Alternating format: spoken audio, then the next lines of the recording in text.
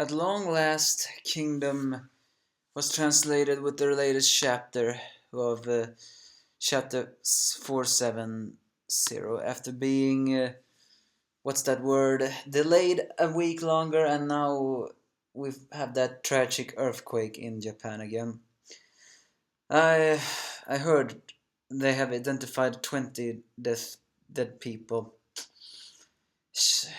And it was near the golden week, because I've heard last week we won't get a chapter because, well, it's the golden week, and now an earthquake.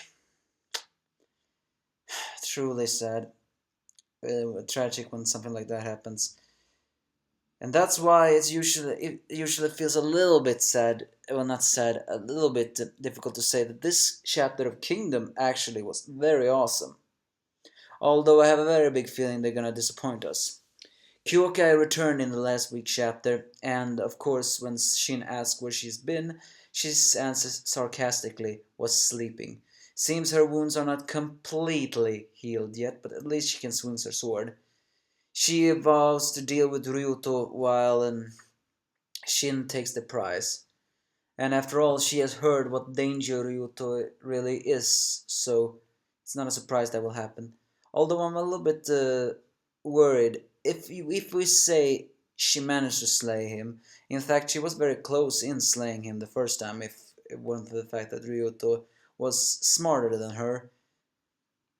If she does manage to slay Ryuto, the rage that Kisu will feel will be immense.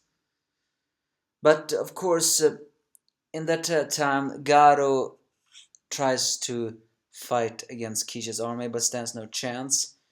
And Kisha reveals that although Riboku sees Shin as a threat, the threat he truly sees in him is a threat that will happen if Shin is left alive in the next 5 years.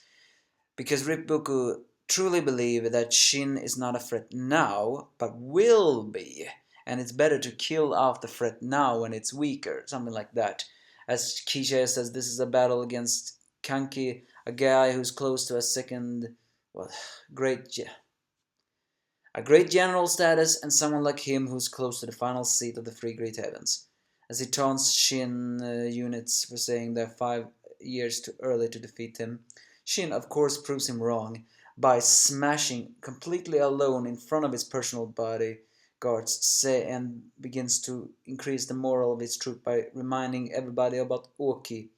Uki, he himself could travel into a stampede and morally increase his troops to fight with 10 times the strength they had, because they followed his back. So he screams at his men to say that if you all feel tired, look at my back. You only have to look at my back and follow me. Although that may not exactly been, I'm not really certain if that's the most inspired talk you can really say. But he does say that it's not time to sit on your asses. If you have trouble, just look at my back and fight. And chase after me. So he increases the morale of his troops who are wounded. Garo has unfortunately fallen, but is not yet killed. At least not yet. But is knocked off his horse. As the Hishin units get increased from the morale, they continue to fight. Now is the Annunaki, I think that was his name, that bandit who's now the guy who's working for the Kanki unit but is stationed with the Hishin unit for extra advice. Can he I guess he sees a little bit how Shin is now. So now is the question, will they still kill Kisha? I hope so. Kisha is really starting to piss me off.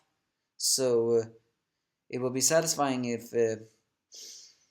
Shin takes him. But what he said, 5 years too early, might be a clue there.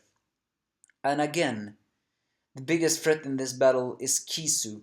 So what happens if Kisha is dead?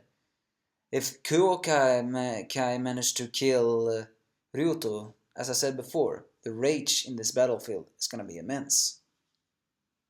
So once again, we wonders, can Shin break through this unit with his pure strength alone? Moreover, will he still have stamina to fight Kisha? Or will Kisha, like the coward he is, flee? We'll see, won't we? Hope we'll get the new chapter someday. Give me a false if you have any.